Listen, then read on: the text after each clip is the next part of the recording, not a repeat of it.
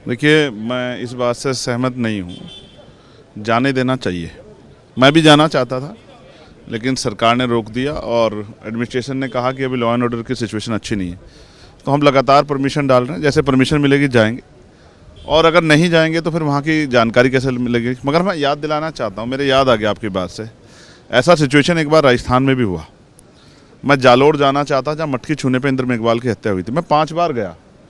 मैंने कहा मैं अकेला जाना चाहता हूँ, लेकिन वहाँ की सरकार, जो उस समय कांग्रेस की सरकार थी, तो उन्होंने, मैं एयरपोर्ट पे उतरता और वो मुझे वापस पकड़ के जो है कभी फ्लाइट से कभी ट्रेन से वापस भेज देते। तो ये तो गिव एंड टेक है। भाजपा कांग्रेस कई बार जो है जब अपने अपने स्टेट में होती तो इस तरह दिखाई देती है, जबकि मैं इस बात से सहमत नहीं हूँ।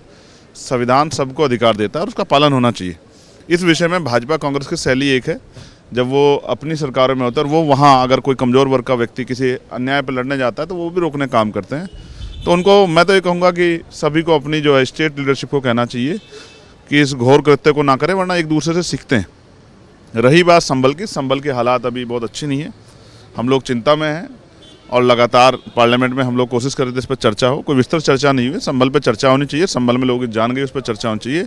और जो अहंकार सरकार को है उत्तर प्रदेश की, और जो गुंडागर्दी सरकार कर रही है, उस गुंडागर्दी से भी निजात मिलनी चाहिए। मैं तो कहता हूँ कि उत्तर प्रदेश में राष्ट्रपति शासन लगा देना चाहिए, क्योंकि उत्तर प्रदेश में कानून व्यवस्था बिल्कुल खत्म हो गई।